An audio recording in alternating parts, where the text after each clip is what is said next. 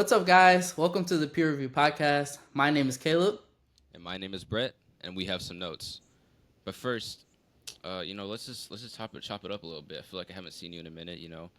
Um, outside of recording these, we've been really hard at work trying to move in for school and taking care of things at the crib and stuff like that. So, what have you been up to lately? Um, I just got back. I just got a lineup. I'm Fresh, feeling bro, on top of fresh. the world right now. But I've been packing all day. Last night, I'm getting ready to head back up to East Lansing, literally right after we record this. But yeah, I'm excited to get back into the swing of things, set everything up. But how about you? What you been up to, man? That's what's up. My barber left me on red, so I don't have a cut right now, but it's cool. We'll rock with the old It school for a happens. little bit. But yeah, I just been fulfilling a lot of my RA duties. I made my board, my about me board, and all that good stuff. And I've been working the tables, helping people check in. And it just kind of takes me back, like, dang, like I'm really a senior, and like remembering how I felt that Time first is day of flying, moving. flying Yeah, by. it's cool. And I've been trying to do my best to talk to the new folks in my hall, and make sure they're good, make sure they don't need anything. Because I remember like literally not even knowing what it was that I should be talking about to like my RA or like upperclassmen for advice. So just trying to be helpful and just take it from there, man. But other than that, yeah, it's been good. Oh, I went to Afro Nation too on Sunday, and that Okay. was How was that? that was pretty fun. We saw Shake there. That was cool. And Party Next Door. And Lil Wayne didn't show up though. Sadly, everybody was really mad because they waited. He was supposed to originally go on at like 9:30, and they didn't say that he wasn't coming until like 10:50. And they had said like 15 minutes before they announced that he wasn't going to be there, like, oh, like just hold on, like he's getting ready. Whole time his plane never even took off from New York because of the weather. So that was Sounds pretty about right. annoying. Yeah, Sounds but about you know how those music festivals go. People show up, people don't, they cancel. It just kind of like luck of the draw. But we got it for a good price, so I can't complain too much. Yeah, at least it was a good time. I mean, Yeah, most definitely. but we can go ahead and get started. So today we're just gonna continue our top half of our top 10 NFL teams heading into the 2024-2025 NFL seasons. So we're gonna be going through five through one, essentially. But now I'm gonna hand it off to Brett to kind of kick things off. Yeah, let's get right into it, man. You know what I'm saying? At my number 5, I got the Houston Texans. And for me, I got to give it to him. I did not think CJ Stroud was going to have the rookie year performance that he did. And even though, I'm a Michigan fan, I can put all that aside because this is the NFL we're talking about now. And, it's all about the NFL is the what have you done for me lately league. And lately, he's been balling out, you know what I'm saying? Great pocket presence, insane touchdown to interception ratio. He's been very careful with the ball. And like he knows when to pick his spots to be aggressive. He's good at putting the ball in spots that only his receivers can get to let them make a play. And he's been getting a lot better at extending plays. I noticed too than he was at when he was at Ohio State. He's been better at stepping up in the pocket to give himself extra 1 to 2 seconds to make his second and third read to throw the ball. And I think that really has helped his success, as well as just like um, thinking back, I feel like he didn't used to try to escape the pocket as much, and he kind of just like if the pocket collapsed, like he just kind of like you know. But he's been like he's not necessarily ever going to be like a rushing QB in my opinion, but he has been being more. I can tell he's been getting faster and more elusive as like his game has been progressing over the past year, and with that. Like you mentioned earlier, that in our last video, they added a star wide receiver in Stephon Diggs.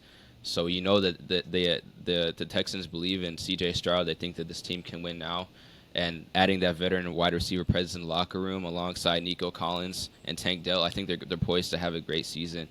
And they also added a great edge rusher on defense, Daniel Hunter from I think he was the Vikings, and I think that'll help him a lot on the other side as well. And I'm excited to see what happens with that to pair alongside Will Anderson. Those two guys are going to be beasts on the DN. So, at the DN position, and I think, yeah, like for me, I think that they're probably one of the best like younger core teams in the league as far as with CJ Stroud at the helm, and I think that they're going to make some noise this year. So we'll see how that shakes up. I kind of mentioned this last video, but I'm gonna ask this question to you, flip it back to you. Do you kind of think he's gonna go through that sophomore slump, or do you not like read too much into that? Like, what are your thoughts? In my opinion, I feel like at least for QBs, like the sophomore slump, you usually see that when guys are like, I guess like a one trick pony, so to speak, or like you kind of saw it with like when Lamar came in and what I feel like his passing ability has definitely like exponentially progressed to where it was at when he like came in from college. Mm-hmm. And because I think some guys are just like a one read and run kind of QB when they come in, but the way that CJ Stroud's like kind of ability to read the defense like has already like exponentially increased. I think over the past like season, I don't think that with the knowledge that he's just continually gaining that he's going to regress. I think if anything, he's going to be even better than he was last year. I don't think because I think like I said, his skill is on his intelligence, his ability to make reads, his ability to extend the plays. I don't think that he'll regress per se because it's something you can tell like in the way that he prepares, in the film room at practice that he's going to be ready for the upcoming season.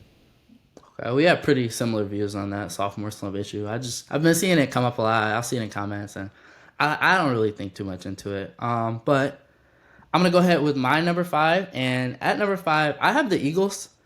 And I know what we're all gonna say. Like last season, they really flamed out towards the later half of the year.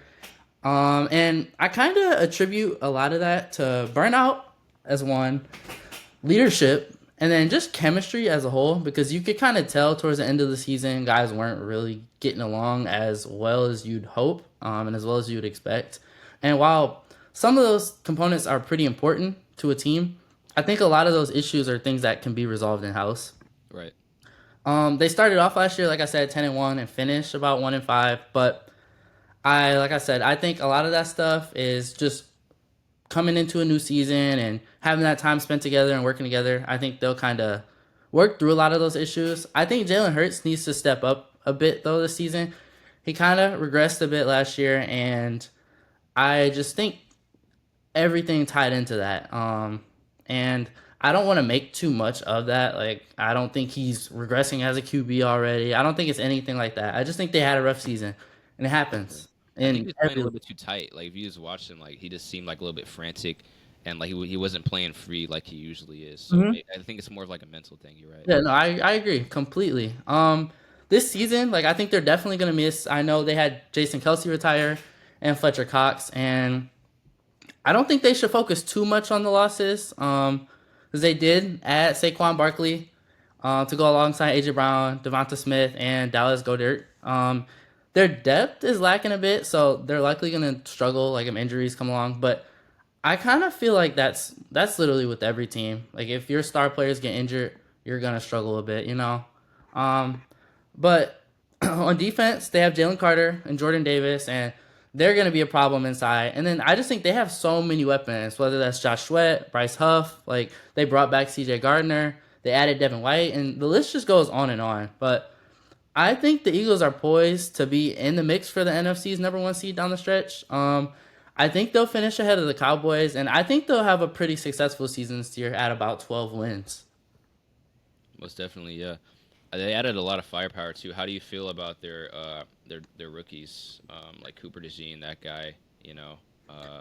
That like I feel like they definitely retooled their secondary. Yeah, and I think they address some needs, and I don't think it's ever bad to add to your depth. Like I said, injuries are gonna happen, and it's good to have people that are able to come in and fill those spots sufficiently. So I'm satisfied with it. Most definitely, yeah. And to get into my number four, I got Niner 49ers at my number four. So, some people might say have them a little bit low, but I mean, you know what I'm saying. There's only three spots at the top of the list. So, but to get into why I guess I placed them here, I did like the addition of Leonard Floyd that they got. As more of like a specialist pass rusher. Though he is kind of aging, he just came off his best year statistically with 10.5 sacks. And they also, I thought this was a good move too because I want to say it was 2 years ago yeah, 2 years ago when Brock Purdy got injured and tore like his like UCL or something like that, and they had to put in like some rando like third stringer at QB, and they just really struggled immensely, and that kind of cost them like that postseason run. So they signed the pastronaut Josh Dobbs. I'm kind of like.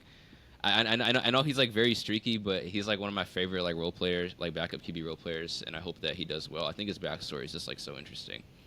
Um, and like like you don't see many guys that are QBs in the NFL that have like an aerospace engineering degree, so that's kind of cool. And then so I feel like that provides some insurance to win a game, at least a couple if Purdy goes down, which is cool. Mhm. And they also signed Jordan Elliott and Malik Collins to kind of fill that inside tackle role that Armstead uh, left as he's leaving.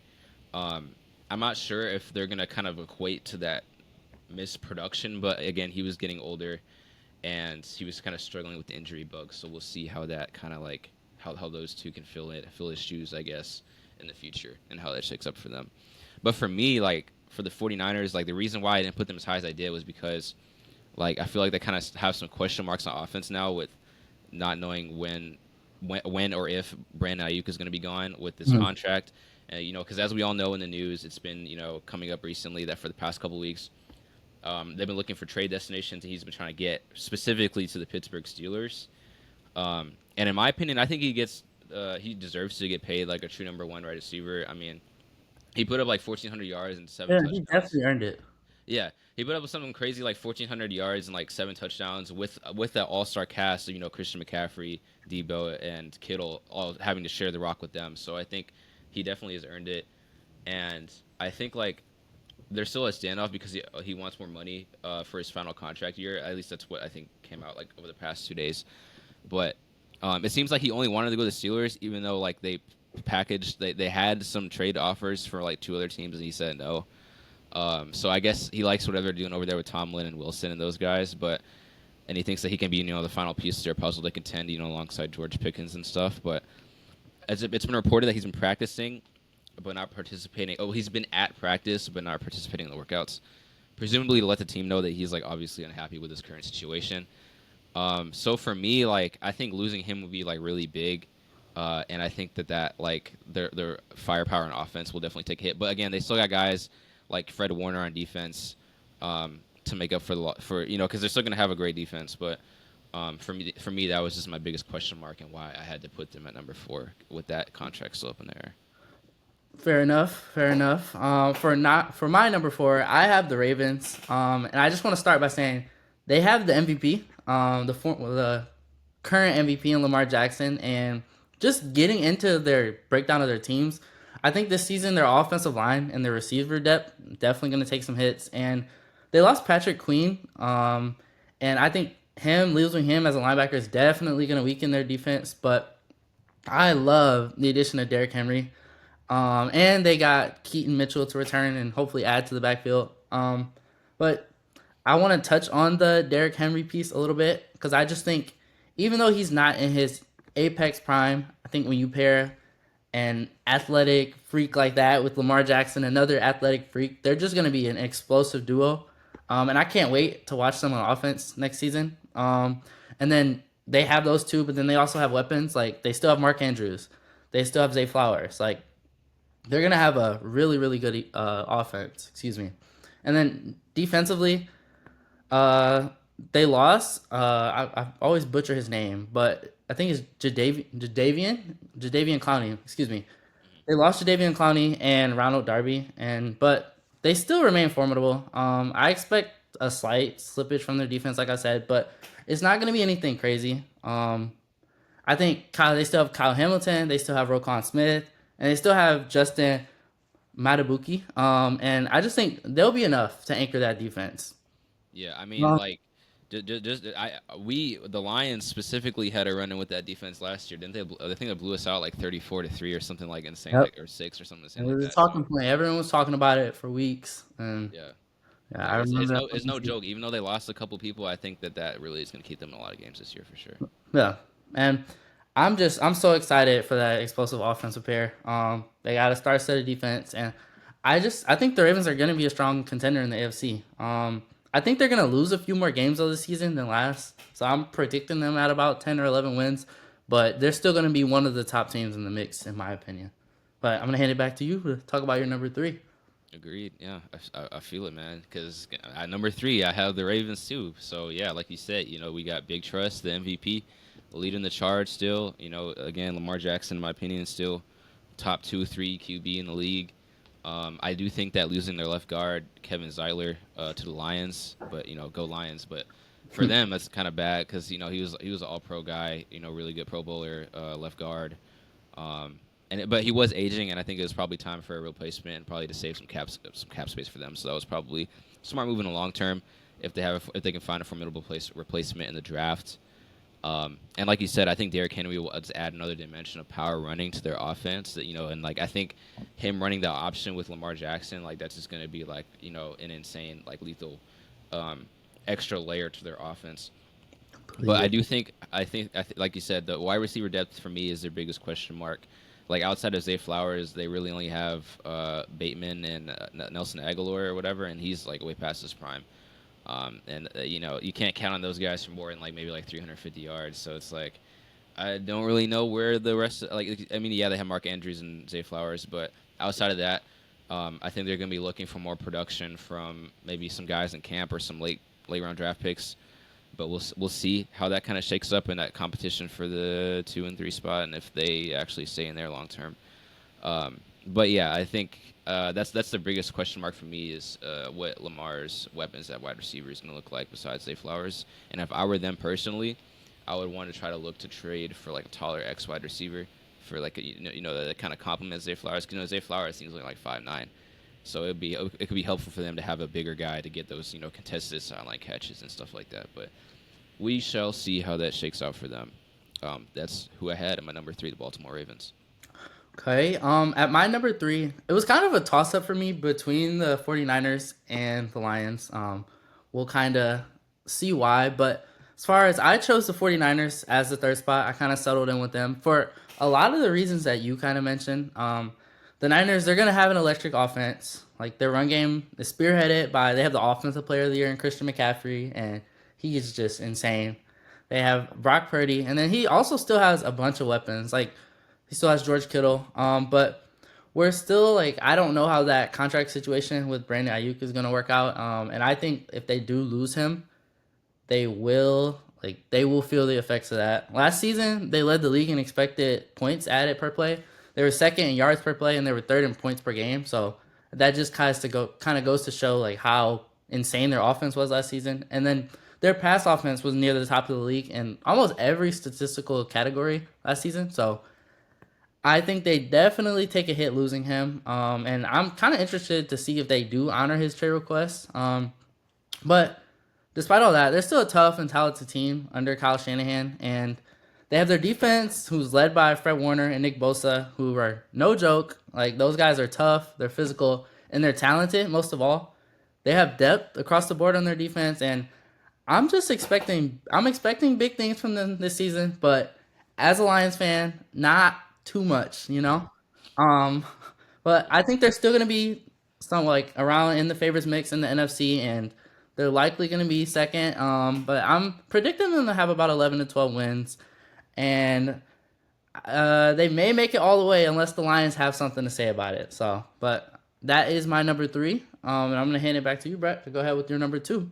For sure, yeah. At number 2, I got the Kansas City Chiefs because I gotta say, I understand they're back-to-back Super Bowl champions, but we'll get into why I had them at number 2 in a second. So I am acknowledging that though they've had a great success in the past 2 years, and winning in overtime against 49ers was no easy feat again because we just discussed how stacked that team was.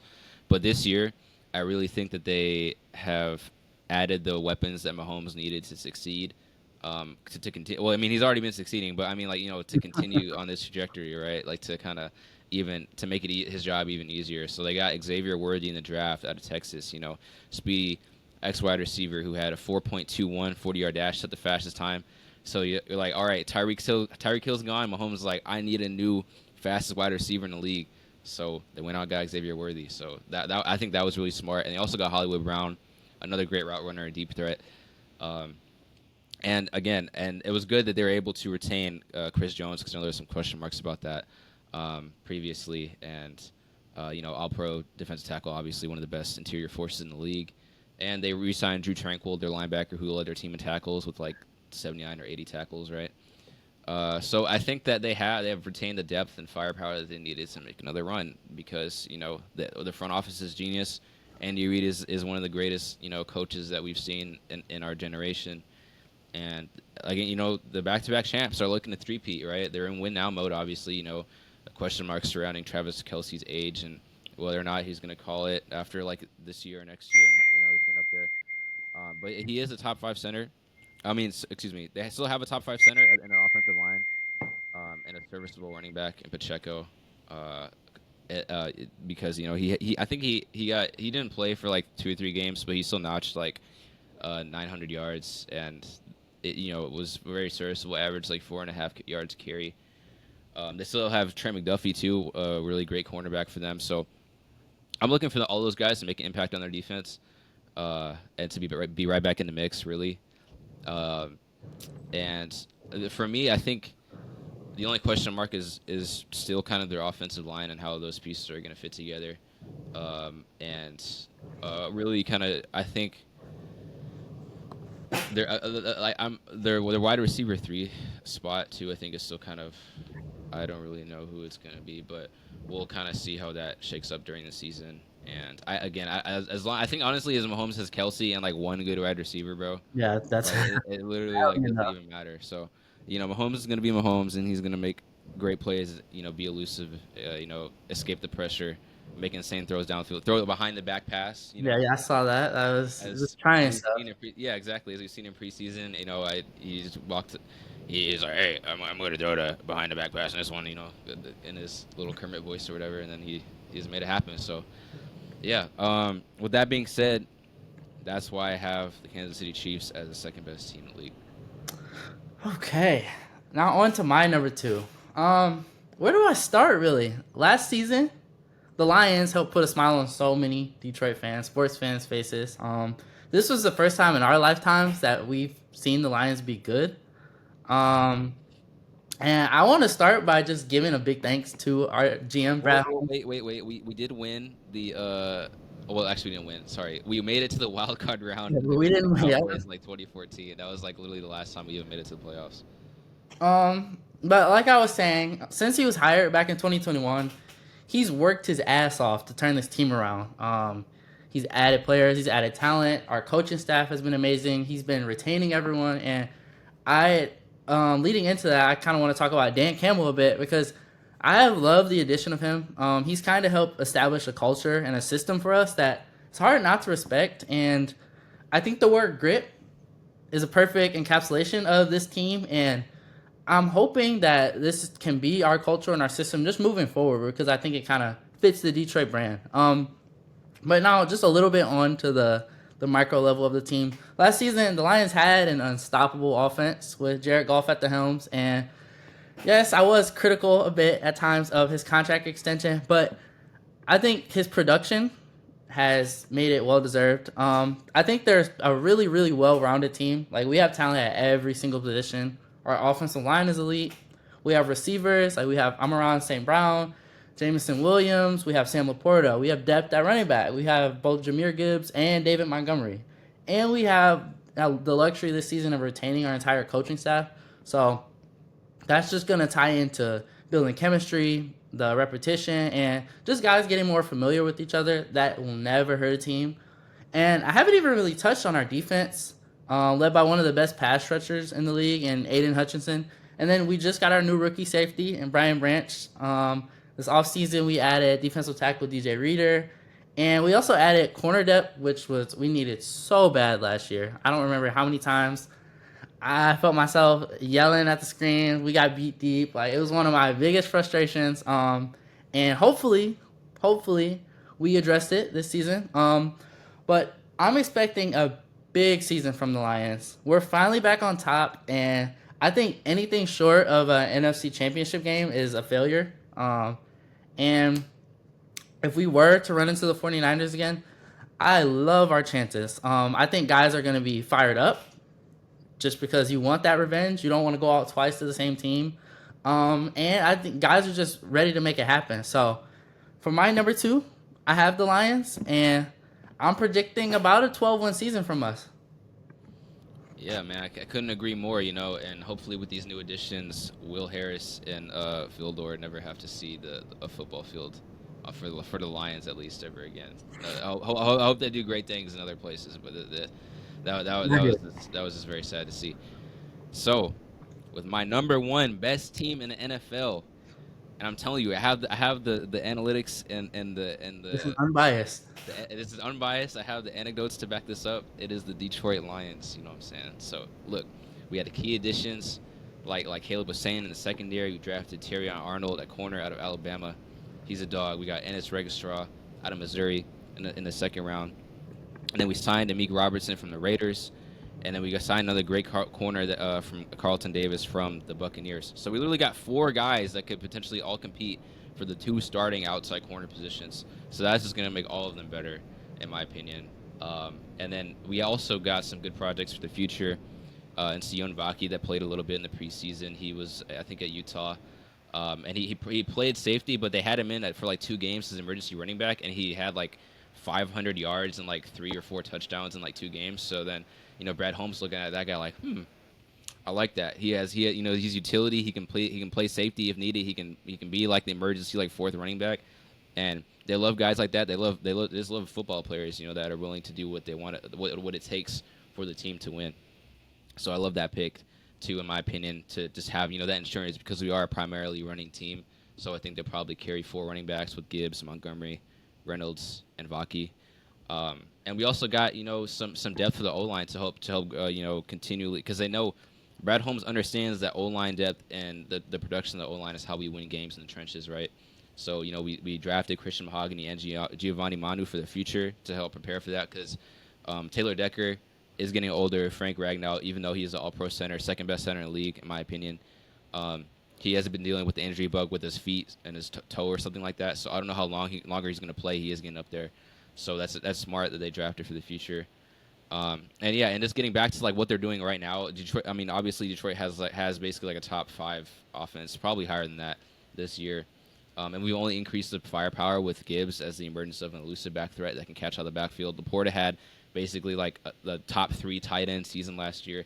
JMO has been looking great in camp. I heard reports of saying. I know last year people had issues with him. Oh, he can't use how to track the ball. He's always like switching his shoulders. Like him and Goff have no connection. Goff can't throw the deep ball, et cetera, et cetera. But they really look like they got the chemistry together this practice during this offseason. And he's been catching more with his hands, which is great. He hasn't been using his body as much. So, and his route running, is breaking off at the top of the routes. He looks a lot more crisp, which is great. And that's really the leap that you want to see him make in his third year in the league, to make sure that he can make that jump before we sign him to a new contract. But again, our biggest weakness last year was the secondary. You saw that in the 49ers game. We saw that really all throughout the season. We were ranked 27th in passing yards allowed. And we completely retooled the room. Like I said, we added high 4-value guys. And somehow we statistically had like one of the best run defenses in the league, but I'm not quite sure if that was just because we were so bad at passing that teams were like, that Nick Mullins was throwing like 300 yards against us. So they're like, why run if a third string backup can throw for that much against us? But with Aleem McNeil being healthy and, like you said, signing DJ Reader, I think that we're going to actually have a good run defense regardless of if teams are going to try to run against us or not this year. And like you said, with Hutch too on the edge, I totally expect them to have, like, I expect him to have like at least a second team All-Pro level performance this season, and look for the Lions to be the favorites to win the NFC North, the favorites to be in the NFC Championship game, and my favorites to hoist the Lombardi Trophy in February. So that's where I'm at with it. Yeah. That's a fair number one. And as a Detroit native, as a Lions fan, I cannot hate on that. But like I said, my list is unbiased. So for my number one, I have the Chiefs, as to be expected. I just want to start off by saying the only time I've really ever bet against Patrick Mahomes once he makes it to the Super Bowl is when he went up against Tom Brady. And I think if we get to February and the Chiefs are in the Super Bowl, if they're playing the Lions, I'm going to be rooting for the Lions. But if I was a betting man and I put money on the game, I'm going to go with the Chiefs. I remember back in, I think it was 2020, when he won his first ring. Like, I think he played, who was it, Jimmy Garoppolo, when he was with the 49ers. And I remember we had a huge Super Bowl party. We had everyone over. Everyone bet money on the Niners. I was the only one in the house who went with the Chiefs. Smart And man. I made some money that night. So since then, I've been rocking with them. But kick things off, the Chiefs are aiming to three-peat. And I believe this is the first time in the Super Bowl era. If my research is correct. the biggest hiccup for the Chiefs last season was their receiver core, which didn't mean much because they still won it all when push came to shove. But this season, they still have Hollywood Brown. They have Xavier Worthy. They have Rashee Rice, depending on if he is available to play, because he has been having some off the field issues. And then they still have Kadarius Toney. And while I know he was underwhelming and he has been in a Chiefs uniform, he made some key plays in the Super Bowl last year. And I still just think they have a lot to offer on that end of the floor. And then the Chiefs, they're still going to have their great offensive line, and they added a rookie lineman this season, and I'm blanking on his name, but I know they acquired him in the draft. And the one move that kind of came back to bite them, well, I think is the L'Jarius Sneed trade. And I understand why they had to trade him, like for financial reasons, but I think it will affect them a bit. But they still have solid contributors, and they have Chris Jones, they have Trent McDuffie, they have Leo Chanel, like you mentioned. But I just, like I said, if I was a betting man and the Chiefs made it to the Super Bowl, which I predict them doing, I'm putting my money on them. I'm not gonna bet against Patrick Mahomes, the baby goat, right below Tom Brady. But that is my number one for the list. And as far as their win-loss total, I have them winning. I have them with an 11-6 record. A similar finish to last year, around 11 to 12 wins. But Yeah, that being I said, feel like they always just like know how to like kick it up a notch when it comes playoff time. Like they like somehow Andy Reid just gets them all like motivated enough to just like go play coach. above their skill level, even on like the lower depth chart guys. So I think it's just like you said, it's a culture thing, Mm-hmm. and that's why you can never bet against them, even if they have been struggling in the regular season. Look at last year. Exactly. For sure. But like I said, that's my number one. Brett, did you have anything else you wanted to add? No, this we're really appreciative of all of you tuning into the peer review podcast today, and we want to welcome you back for the next episode of what we have in store for you all. Yes. So please make sure to share the pod with your friends and family, as well as follow us on X at peerreview_pod and on TikTok at Peer Review Podcast to stay up to date with our latest episodes, videos, and releases. And we also personally monitor all of our accounts, and we would love to hear your feedback. Do you agree with us? Do you disagree? Do you think I'm just being a Lions homer and I'm delusional, drinking the Honolulu Blue Kool-Aid? Please feel free to tell me. Want us to cover any different topics, you can let us know in the comments. And thank you again. This is a peer review. Signing off.